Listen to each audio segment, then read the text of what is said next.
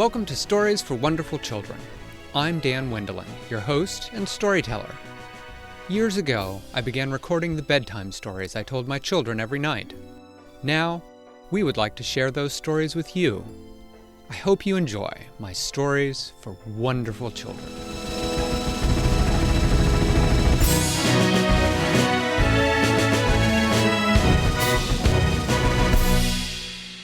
Once upon a time, there were a king and queen who lived in a great palace. The palace was by a sea, and the palace was painted a bright robin's egg blue. It was called the Blue Castle, and when sailors sailed by in the sea, they would look for it as a landmark so that they would know where they were. And people would come from nearby towns to look at it, for it was very beautiful, and it was good to look upon.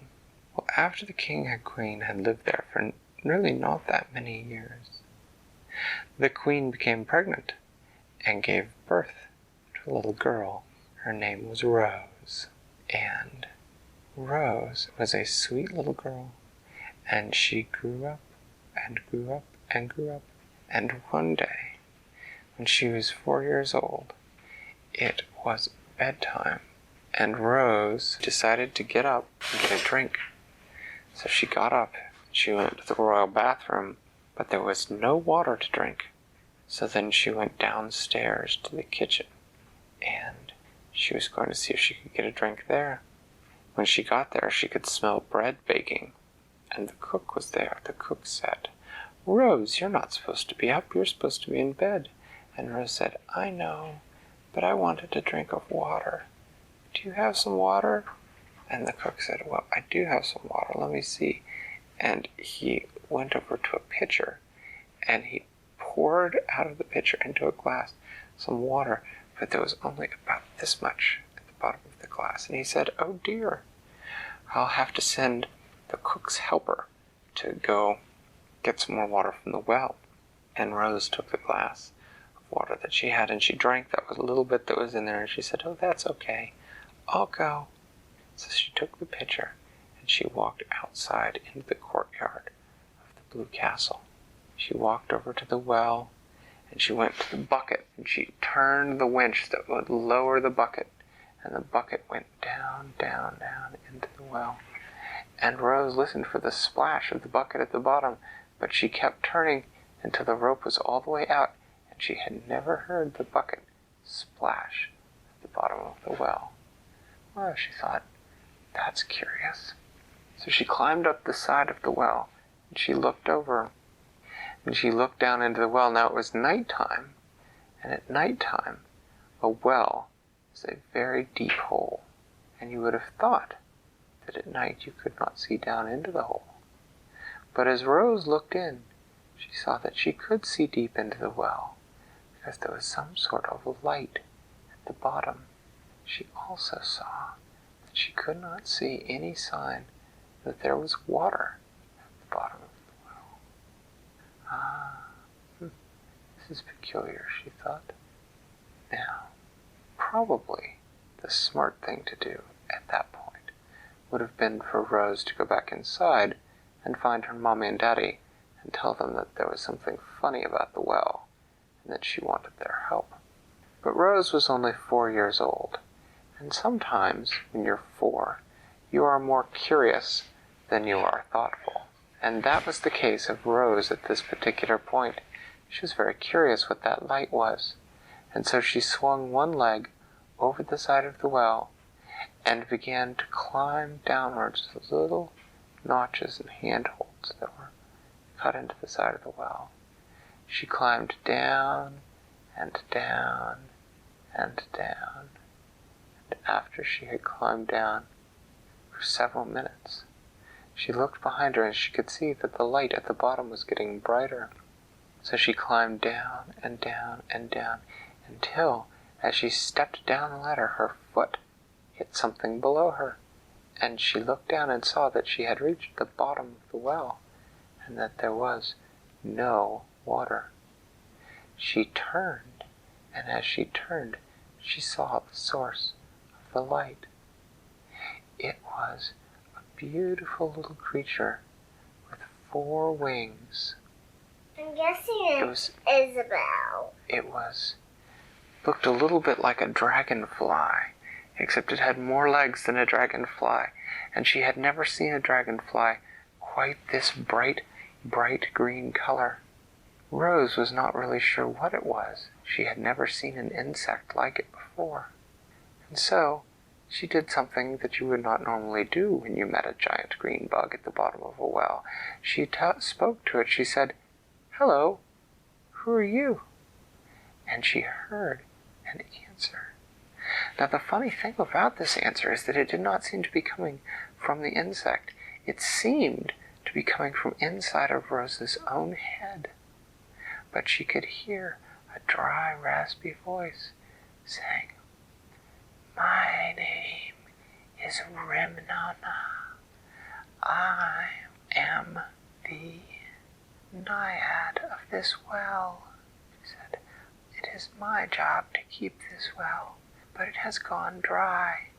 Something has taken the water, and I do not know why. Will you help me discover the cause, Rose?"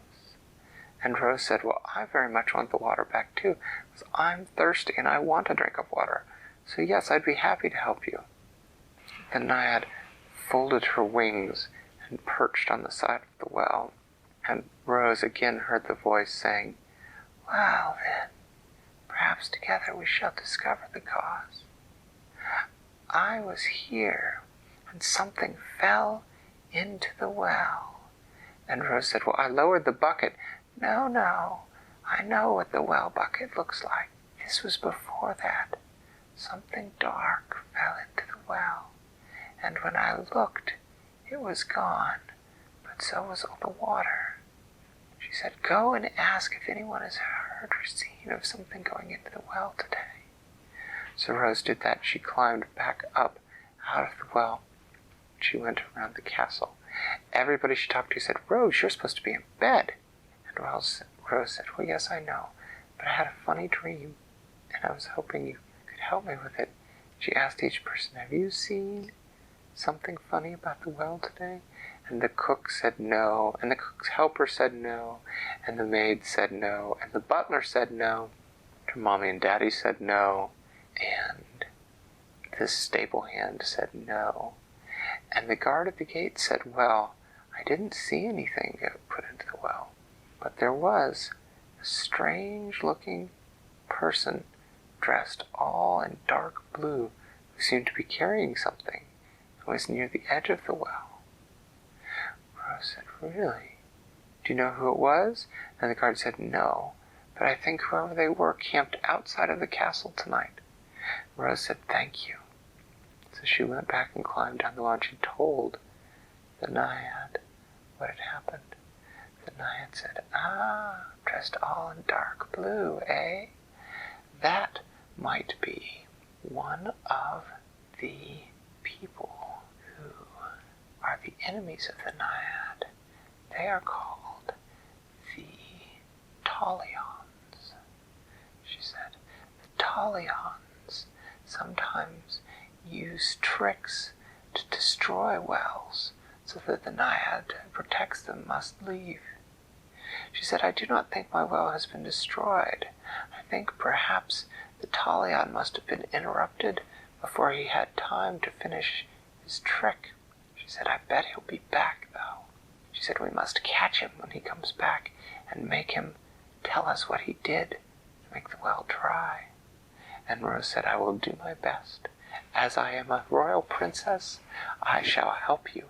And so Rose climbed back out of the well, and she went to find her mommy and daddy. And her mommy and daddy, the king and queen, were at first a little angry to see Rose still out of bed this late at night. But when Rose had explained to them about how she had gone looking for a drink of water, and about how the well had gone dry, and about how she thought that someone was trying to destroy the well, someone who had not finished their work, the king, her father, agreed that he would give her 2 guards to help her watch over the well that night. And so she did. She found a place at one corner of the courtyard where she could see the well, and 2 guards took places on 2 other corners of the courtyard. And she wrapped herself in a cloak, and she found a little chair to sit on so that she was not too cold. And she sat there until late into the night, so late into the night that she fell asleep. She awoke suddenly, not sure why she had woken. She looked around. She didn't see anything. The courtyard looked the same. She wondered how long she had been asleep, and then she heard it again, a little scratching, scraping noise. She looked up and saw someone dressed all in the darkest blue climb up over the side of the castle wall, so quietly that at first she wondered if it was really a real person. The figure dressed all in dark blue climbed down the stairs into the courtyard. She could see that the figure was carrying something and was running towards the well. Well, she leaped to her feet and shouted at the top of her voice and ran towards the person, and she knew that she had to slow him down long enough for the guards to get there, and so she took off her cloak as she ran, and she threw it right at the person's legs, and she tripped him, and he fell, hoof, and dropped whatever he was carrying, and she dashed by and picked it up, whatever it was, and then the guards were there before he had a chance to get up, and they were taking him to the dungeon. But Rose took the box, and she went to the well. She whispered down into it, "Naiad, I'm alone." And she saw the light slowly rising through the well, and heard the shimmer of wings beating. As the Naiad came and perched on the edge of the well, she said, "I got whatever was in the box." The Naiad said, "Open it up and let us see." Rose opened the box. There, inside it, was a cup. It seemed to just suck what little light in the courtyard was there away. Inside of the glass was some sort of liquid. The Naiad came over and perched on the edge of the glass and seemed to be looking at the liquid carefully. And she bent her head and seemed to make sort of snuffling noises at it. The Naiad then looked up at Rose. She said, "I know what we need to do." She said, "Get some rosemary and some thyme from the cook." So Rose went in. Some rosemary and some what? Thyme. Those are 2 spices.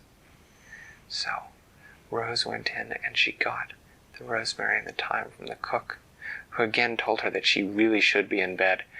And Rose yawned and agreed. She said, "I know I should. I'm so tired." She took the rosemary and the thyme back out. The Naiad instructed her to drop them into the liquid in the cup. She said, "And then get a rock." And Rose bent and got a rock, a little round rock about like this. And the Naiad said, "No, you need a bigger rock." And so Rose looked around the courtyard until she found a bigger rock. She followed the Naiad's instructions, and the Naiad told her to crush the rosemary and the thyme inside the liquid in the cup. And so she did. She crushed it up, and as she crushed it up, the liquid in the cup began to bubble and fizz and hiss. And then the Naiad said, "Now quickly, pour it into the well." And Rose turned the cup over, and she saw the fizzing, hissing liquid. She could hear it as it went down into the well, fading, going hiss. And then just when she reached the point at which she could not hear it anymore, there was a flash, a bright flash of light at the bottom of the well. It was so bright that Rose couldn't see anything for a moment. And then she blinked away, and the Naiad said, "Draw up your bucket," and flitted down into the well and disappeared. And Rose indeed began to draw up the bucket, and it felt heavy. And when it reached the top, she could see that it was full of some sort of liquid. And when she poured some from the bucket into her pitcher, and then went back to the kitchen and poured it into a glass, and took just the tiniest little sip, that it was pure, sweet, cold water. And so happy that she had gotten her drink of water before bed, Rose went up to her bedroom and went to sleep. Thanks for listening to Stories for Wonderful Children. I created today's story, but questions and witty commentary were supplied by my children. The music was created by Brandon Thompson. If you enjoy the show, please tell someone about it or leave a review on your podcast provider. Our website is storiesforwonderfulchildren.com, and you can also find us on most social media. I'm Dan Wendelin, reminding you to tell someone you love a story.